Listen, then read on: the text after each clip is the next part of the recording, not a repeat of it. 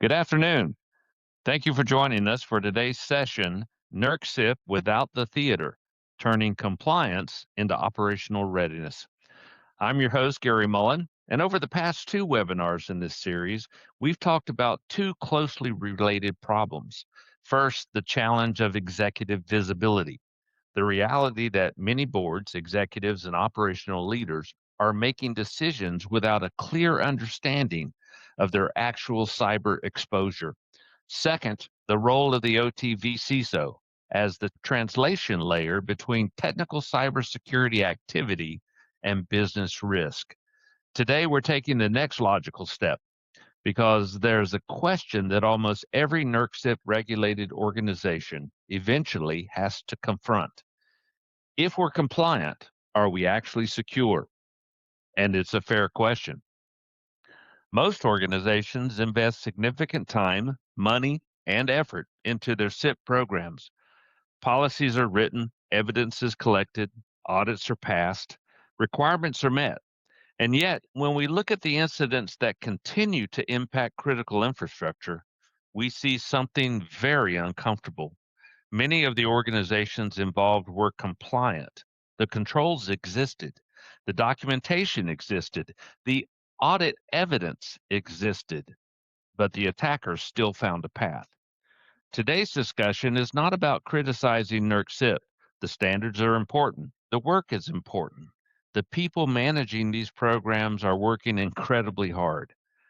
The question we're asking is different. How do you know the controls are actually producing the operational outcomes they were intended to produce? Because an auditor measures evidence, an attacker measures effectiveness, and those are not always the same thing. To help us unpack that challenge, we're joined today by two people who spend their time helping organizations bridge the gap between compliance and operational readiness. Terry McCorkle, founder and CEO of PhishCloud, and Chris Weule, director of OT Cyber Fusion and Strategy. Gentlemen, thank you for being here. The floor is yours. Thanks, Gary. Let me start with the most uncomfortable observation I can offer in the first 3 minutes, and then we'll spend the rest of the session unpacking why it's true and what to do about it.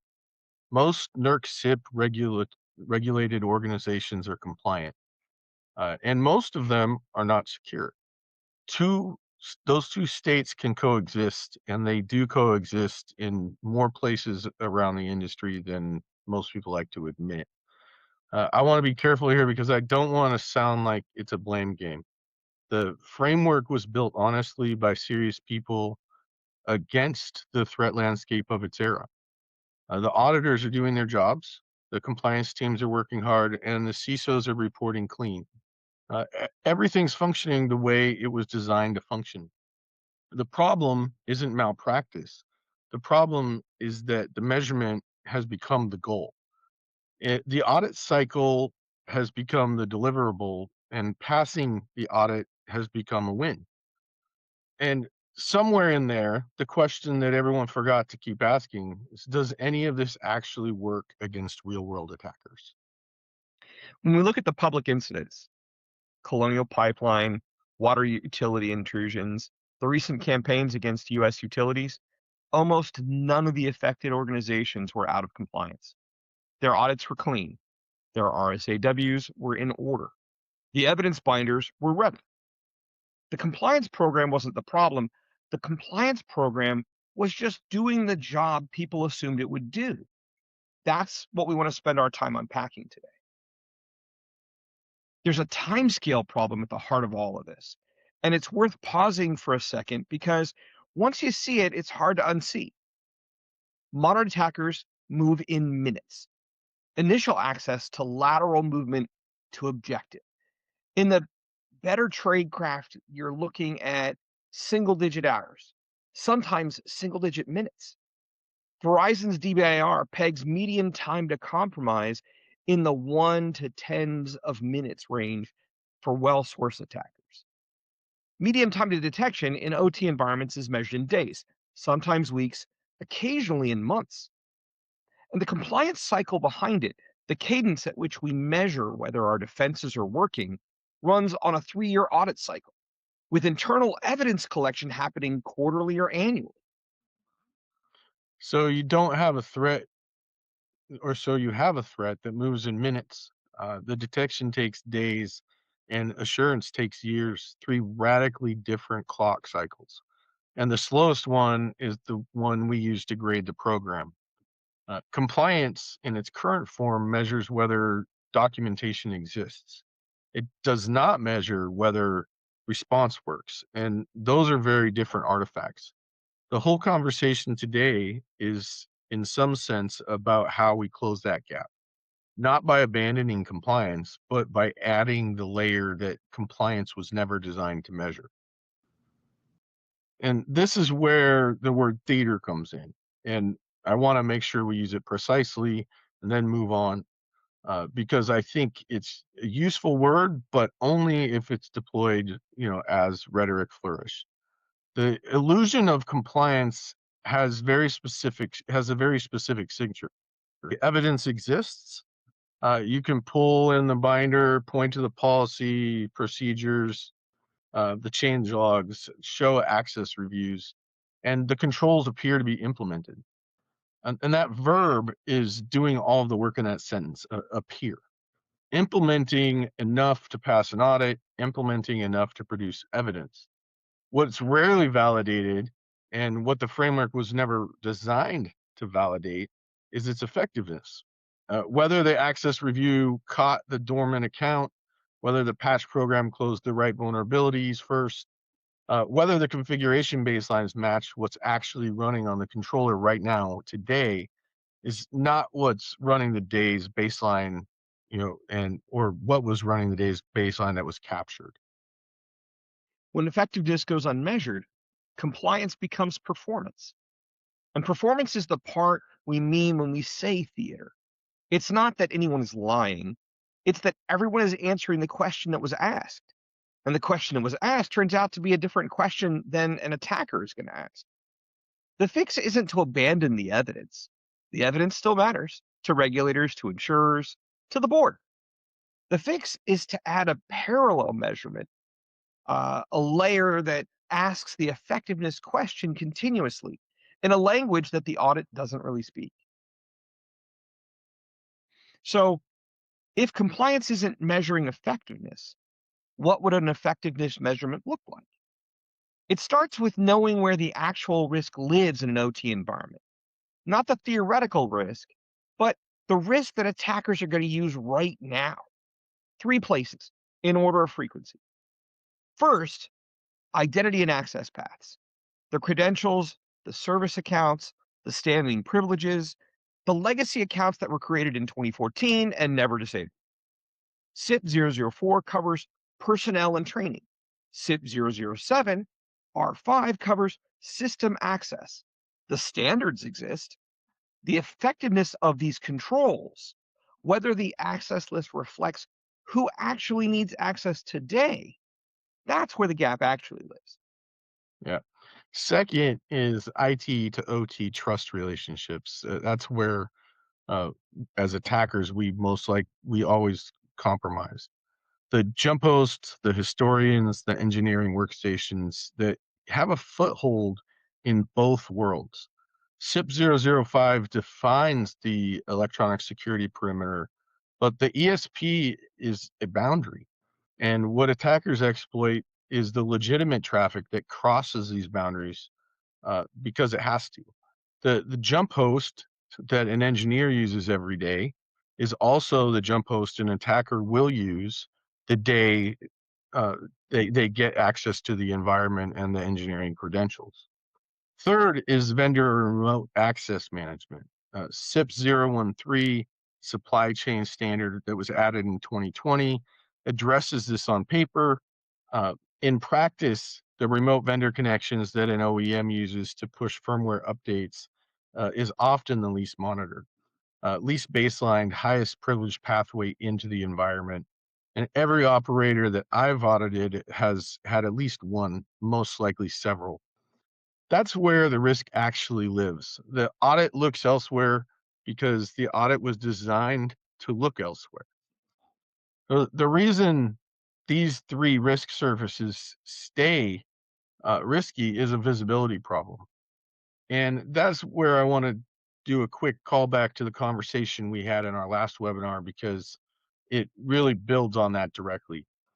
We talked last time about the translation layer, the work turning technical telemetry into business decisions. Today's problems really start one layer below that, because you can translate, you'd have to see it. And in most OT environments, that visibility is fragmented. The IT team has visibility into corporate networks through EDR, SIM, and identity access programs. The OT team has visibility into the control networks, the historians, asset inventories, process inventories, and process monitoring. The vendor management team usually just has a spreadsheet. Three different teams, three different tool sets, and three definitions of what normal is. And the boundary between them, which is exactly where attackers spend their time, is the place most or none of these tools actually sets and fully covers.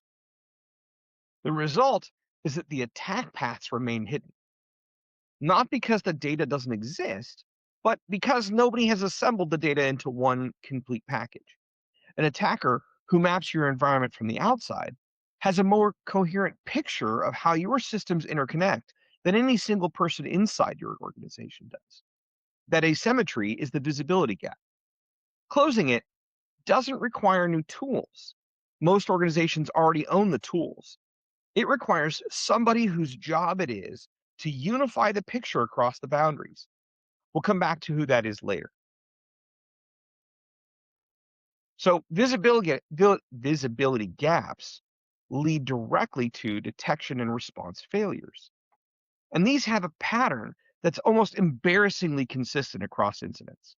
First, alerts without context. Your security tools are producing alerts. The alerts are accurate. What's missing is the operational context that tells you whether or not the alert matters. An anomalous login at 3 a.m. could be routine maintenance window, or it could be the start of an incident. And without the context that tells you which one, the alert just sits in a queue. Second, slow decision making. This is the CIP 008 problem. You have an incident plan, it's documented, it's approved, it's been audited. It has not been exercised against a realistic scenario in the last 18 months, because the exercise is treated as a compliance artifact rather than a readiness test. So when something real happens, the plan is technically present, but the muscle memory isn't. Third, and this is what makes seasoned incident responders really sigh, is response breaks under pressure. Not because the responders are bad, because the decision rights questions we've covered in the last webinar were never fully resolved in advance. So who calls the regulator? Who authorized production halt? Who notifies the vendor? Those decisions get relitigated during the incident, and every minute spent relitigating is a minute the incident is unfolding. The fix is not more tools, as Chris said. The fix is exercising the response often enough and honest enough that the breaks reveal themselves in a tabletop instead of in production. So let's name the diagnosis directly. Why do CIP programs that look good on paper underperform in practice? Three reasons, and they reinforce each other. One, they're control focused. The program is organized around the list of controls in the standard CIP 002 through CIP 014, and the progress is measured by control coverage. That's reasonable, but it produces a program that thinks in controls, not in adversary behavior. And a program organized around controls will close every gap on the list, but still leave attackers' preferred paths untouched because of the list and the paths were drawn from by different people and different processes. 2, they're audit driven. The cadence, the priorities, the staffing, the budget, all of it pulses around the audit cycle. Q1 of audit year is heads down evidence collection. Q3 of off year is breathing room. The threat does not respect that cadence.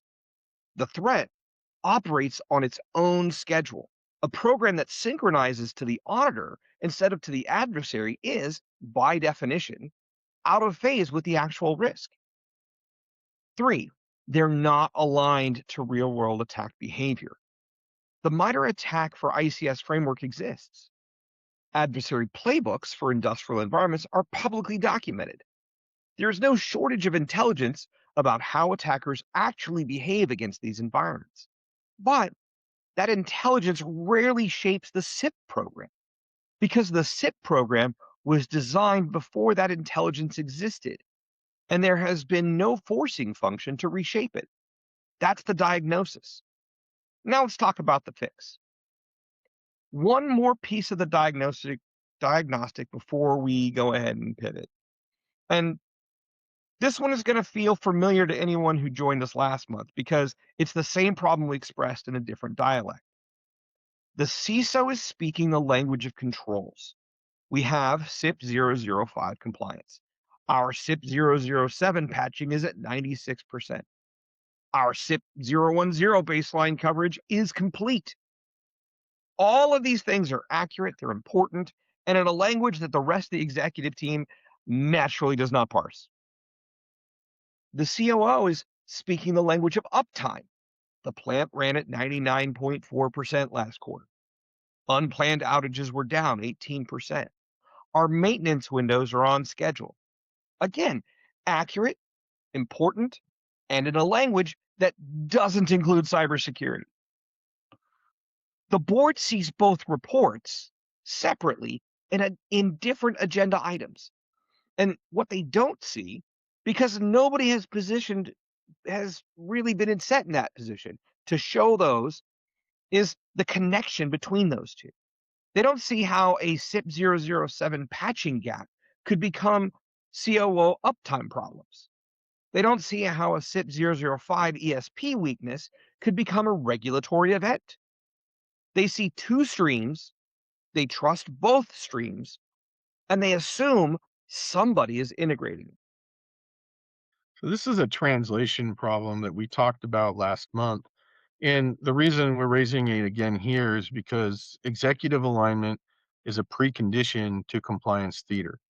If the CISO and COO and the board are seeing different pictures, the program will naturally optimize towards the metrics that the CISO is graded on, which is compliance. Not because anyone chose that, but because the initiative structure makes it a path of least resistance. Realigning the picture is upstream of fixing the program. It's also exactly the bridge that an OTV CISO is positioned to build. So we've spent 10 minutes on what's broken. The pivot starts here. There are three shifts that taken together change what a CIP program is actually doing. Shift 1, from evidence to outcomes.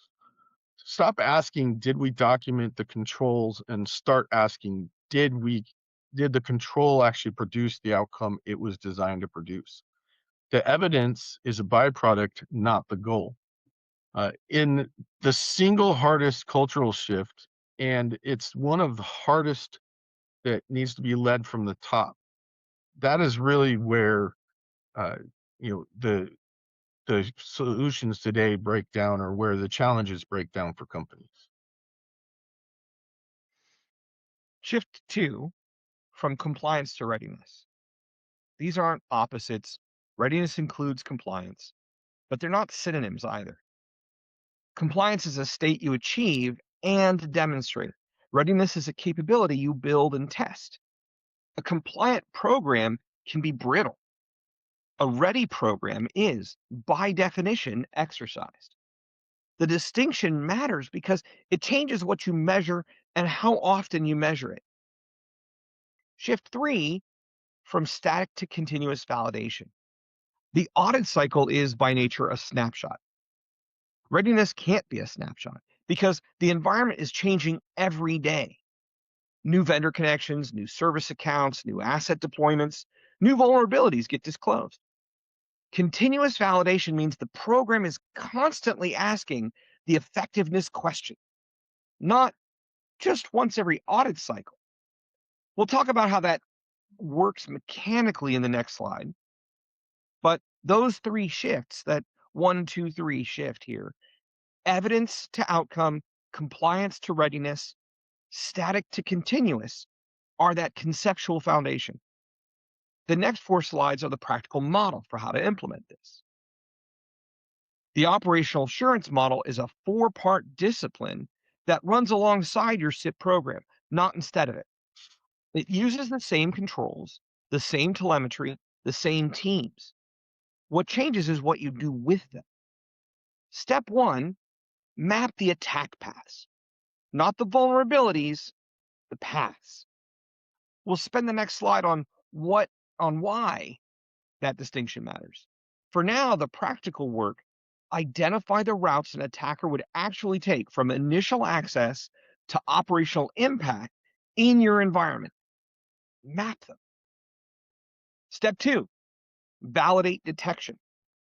For each step on each attack path, ask why now. Ask, would we see this? With what telemetry would we see this? With what fidelity? In what time frame? Where the answer is no, we wouldn't see it, or maybe we might see it. That's where the detection investment needs to happen. That's where it needs to go. Driven by attack path, not by some vendor white paper. All right. Step 3 is test the response. And this is a big one. For each detection that fires, who's responding? What authority and what timeline? This is where CIP 008, the incident response plan, stops being a document and starts being a muscle. Tabletop exercises against realistic attack scenarios, not generic ransomware scenarios. The harder and more honest tabletops, the more valuable it is. And step 4, aligning business impact. This is the bridge back to the boardroom. This is, for example, the attack path, that the business consequences, if it succeeded, what it would be, and in hours of downtime, in revenue exposure, and in regulatory clock, as well as safety implications. That alignment turns assurance work into the language the COO and board can engage with. 4 steps, repeatable, continuous running. That's the model. And the next slide is the one that holds it all together. If you take one idea home today, take this one. The cybersecurity industry has spent 20 years organizing itself around vulnerabilities. Counts of them, severity of them, SLAs for patching, CVE databases, CVSS scores, vulnerability scanners that produce 1,000-page reports of CVEs found in your environment. Attackers don't think in vulnerabilities. Attackers think in paths. A vulnerability is a weakness in a single component. A path is a sequence of weaknesses connected by access. That produces an outcome. The vulnerability is whether the door is unlocked. The path is which door, which order, and what gets you to the vault or the crown jewels, that an attacker is looking for. A program that patches by CVSS score will close hundreds of vulnerabilities and miss that path. A program that maps paths will sometimes leave a CVSS 9 vulnerability open because it's not on any attack path that matters, and instead invest in closing the CVSS 5 that is. This is the single biggest reframe that we ask CIP regulated operators to make. And it's the one that earns the without theater framing. In a path-oriented program, the question isn't how many vulnerabilities did we close this quarter? The question is, which attack paths did we eliminate and which ones did we degrade? Those are different metrics. They produce different priorities. They land differently with the board because they describe impact reduction and not activity completion. The path-oriented question is also the one an attacker is asking, which is kind of the whole point. The defender and the attacker should be asking the same question. When they're asking different questions, the defender will be surprised. When they're asking the same question, the defender has a chance.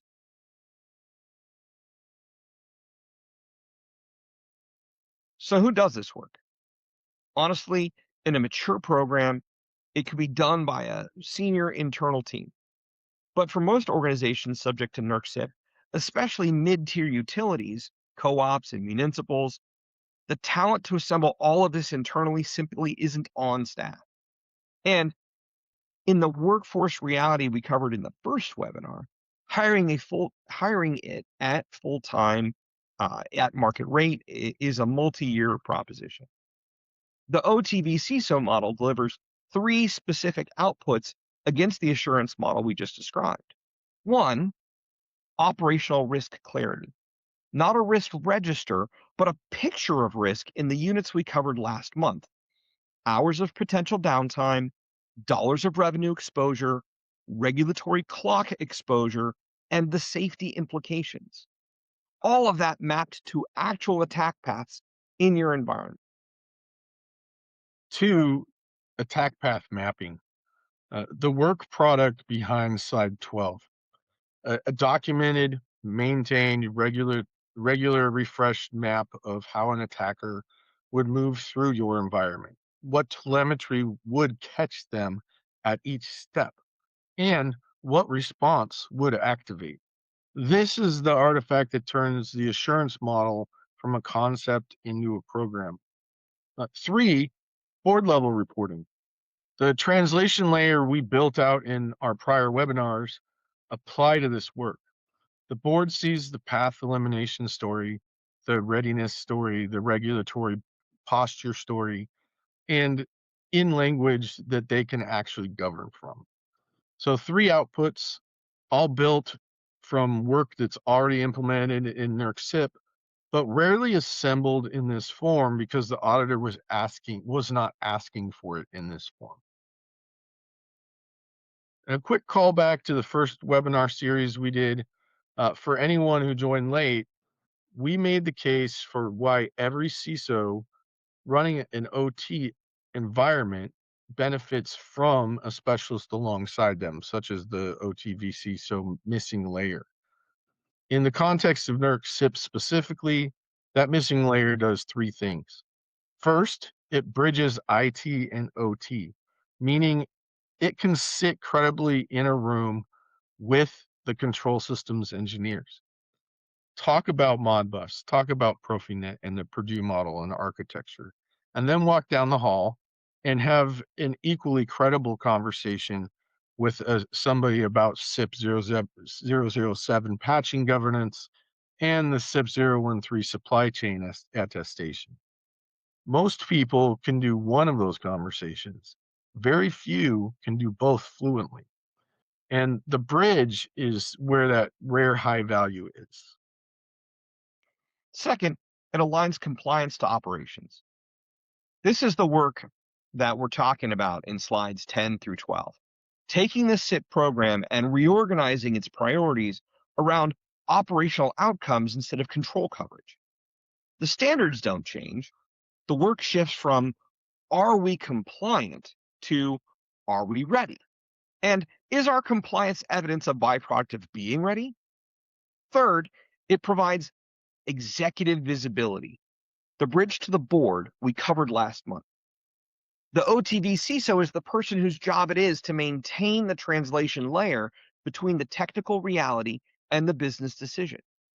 Without that person, the layer either doesn't exist or runs in one overworked CISO's head, which is exactly where that translation layer breaks. This is what the role does. The next slide makes it specific to CIP. Here's the practical answer to the question: how do I actually do this with the CIP program I already have starting next Monday? First, map controls to real attack paths, like we already said. Take your existing CIP control inventory and overlay it on the attack paths from slide 12. Where do the controls intersect with the paths? Where are the paths not covered by controls? Where are the controls that are not on any path? The overlay is the one piece of work that reveals where your investment is actually working and where it's running parallel to the risk rather than cutting it off. Most operators, or for most operators, this exercise produces an uncomfortable but useful insight.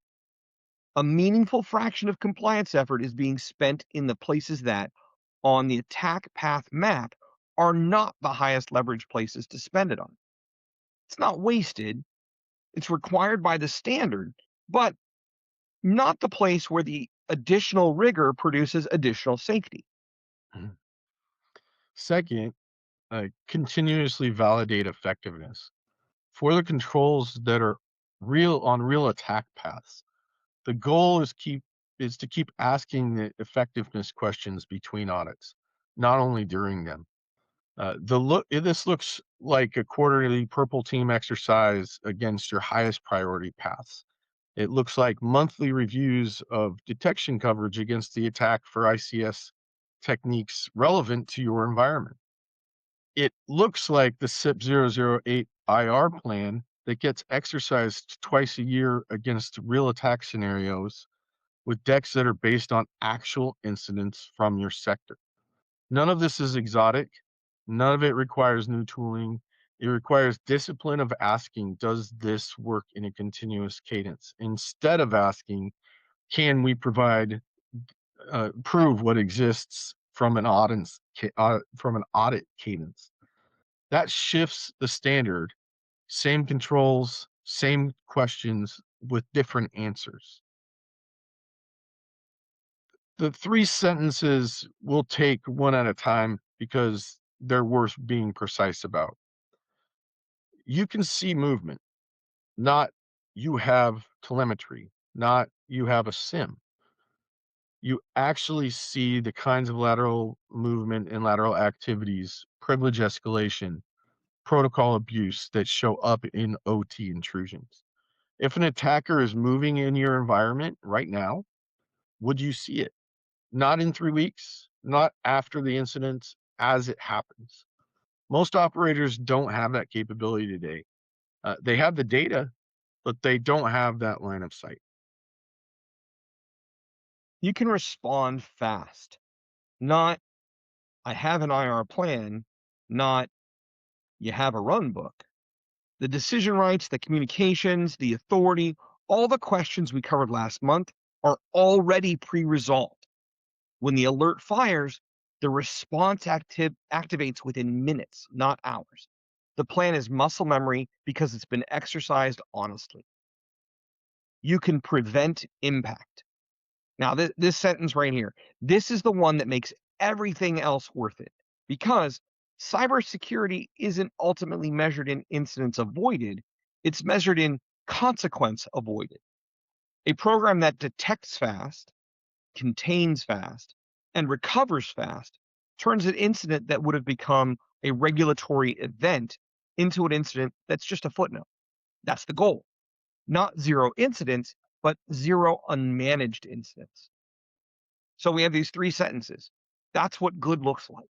And it's achievable with the program you already have, with the budget you already have, but not with the model you currently use.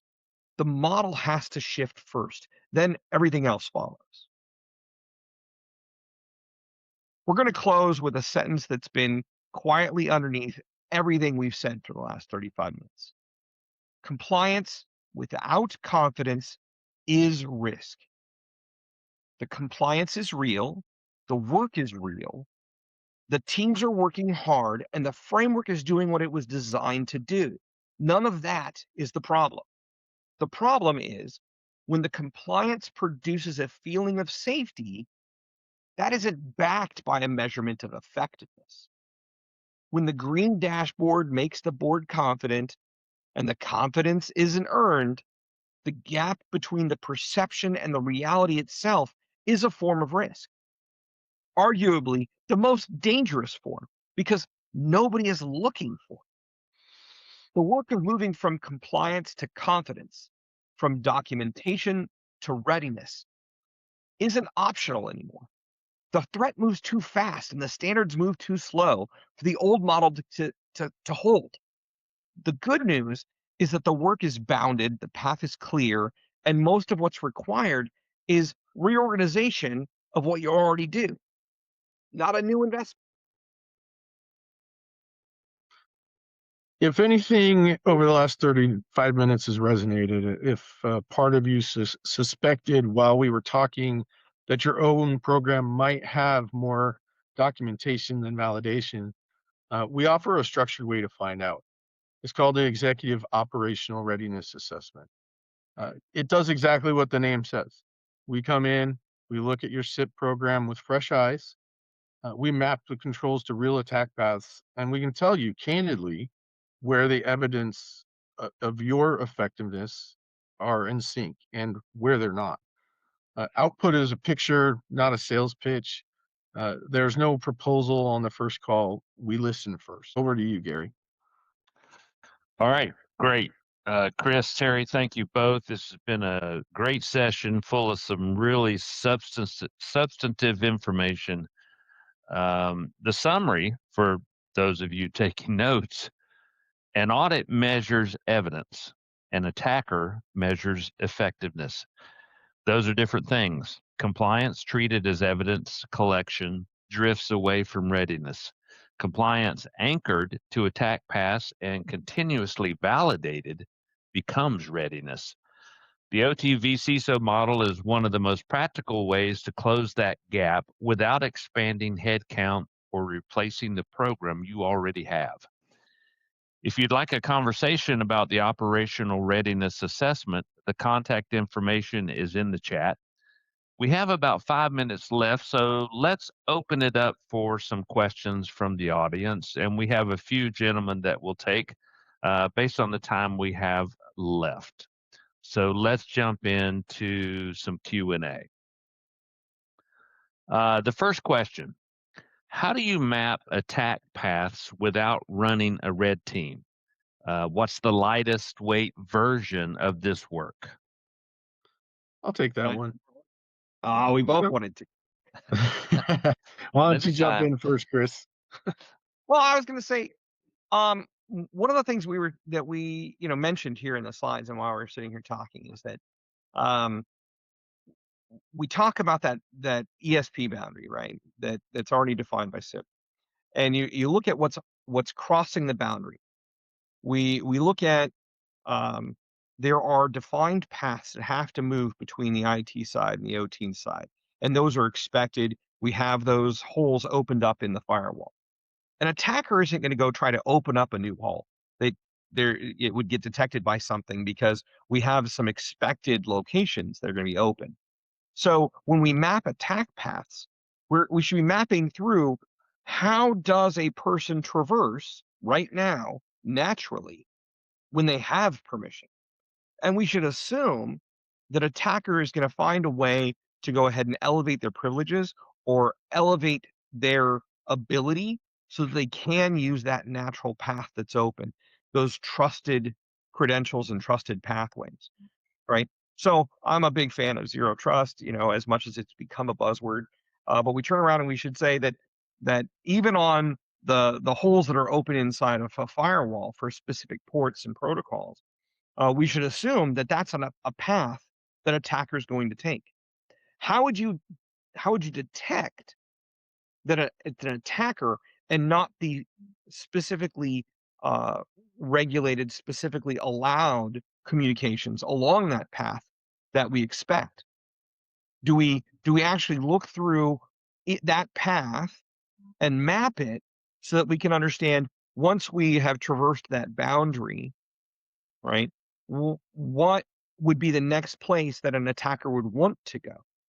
We should be able to go ahead and look at if something gets compromised, what does that compromise expose us to in a new risk? And that's the attack path, right? Once I have gained a new foothold, where can I pivot from there? Some places are dead ends. That's the idea, right? All places realistically should be dead ends, and that another level of trust would have to be, elevated in order to go ahead and move beyond that next pivot. Yeah, I'll just add that when we've done a lot of red team assessments, and typically what we find is those engineering workstations, the devices that are used by people on the corporate side to pivot into the OT environments is where the focus should be spent. So engineering workspace stations, jump boxes where somebody is, naturally just they're supposed to go there so that they can do work in these environments. Those are the areas that attackers will compromise when given the opportunity. So focus your attack paths on where you're gaining access today. How do your engineers gain access in these environments? And look at it as a holistic picture, not just a firewall audit, not just the workstations, but how do they work together to provide that access? And what does it look like if somebody's doing something outside of normal? Okay, great. This question kind of jumps off from where you stopped there, Terry. So I'll ask this as kind of a follow-on. What's the most common attack path you see in NERC CIP regulated environments that surprises the operator when you show it to them? Yeah, that's definitely uh, again the engineering workstations and jump boxes. And I think what surprises them most is when we pull up the spreadsheet from their machine that has, the full list of the environment. We've literally found spreadsheets that are called the crown jewels. And those spreadsheets, a lot of times, will have those passwords for the environment. They'll have the access paths to that environment. I'd also say take a look at the things you don't expect to see there.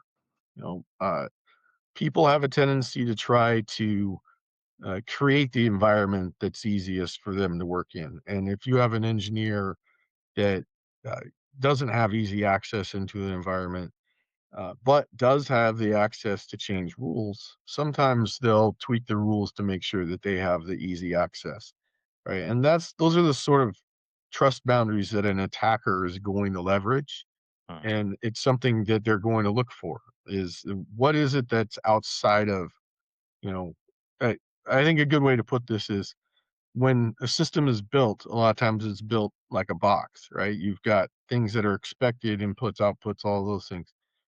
An attacker's looking at it from outside the box. They're looking for the things you don't expect or you didn't see, or that you didn't expect it to behave in a certain way. And so, make sure you're looking at all of the different access paths, not just what's supposed to be there, but what's actually there and what actually has access. Mm. I'm gonna step in and it sounded like the person was asking a real specific question. So I wanna double down on something that Terry just said. It was I think you said what's the most common attack path that we see in a NERC CIP regulated environment? And I'm gonna go with, man, that the jump box thing is kind of key because I think that's the one that I've seen at the most often, and that's because what happens is we go, "Oh, well, you need to you from this jump box into the environment," right?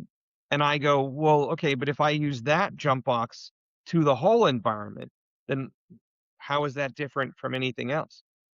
If it's the jump box is regulated and therefore only allowed from that one jump box to access one other asset, then that's a good jump box. But more often than not, what we see in NERC CIP environments is that someone puts a jump box in place, but they don't. I mean, and that's the requirement. They put a jump box in, but they didn't lock down the jump box so it can't go talk to the internet, which means I can download stuff onto the jump box. They didn't stop it from being able to access, SharePoint. What they did is they said that it can access from here. I can access the OT environment. Which means that, once I've got that jump box. I've got everything available to me in the OT instead of from this jump box to that particular historian and only that historian. And then you'd have to know a whole bunch of different individual paths to make your life, available from one piece to another. And I wouldn't be able to leverage that as an attack path.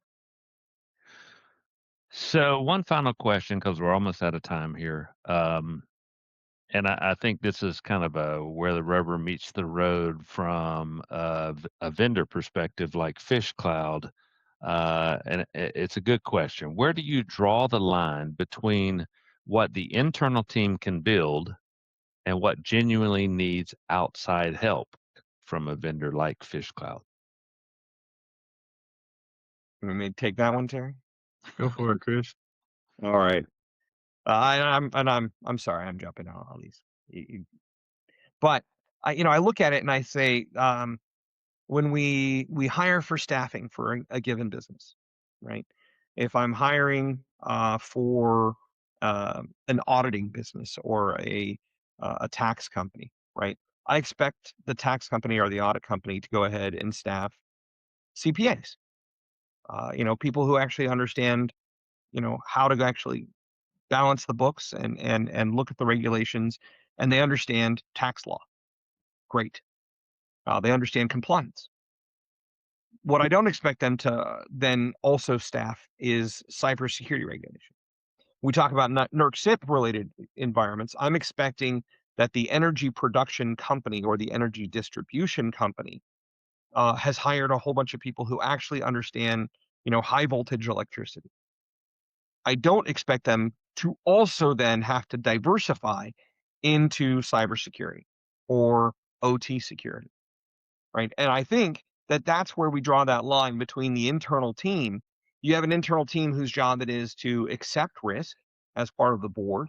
You have an internal team whose job it is maybe to do system administration, right? But the outside help that you generally want to bring in are people who specialize in this type of security because that's what they were trained for, while you were going ahead and trying to maximize profit on manufacturing or oil and gas production, right? That should be your focus. Hire somebody else on the outside whose job it is to focus just on OT security. Agreed. Okay. There you go. All right, guys, that's going to be our time for today. On behalf of Terry and Chris, thank you for joining us. This recording will be made available to all the registrants, and we've also made available to you a copy of our executive brief, The Missing Leadership Layer in Industrial Cybersecurity.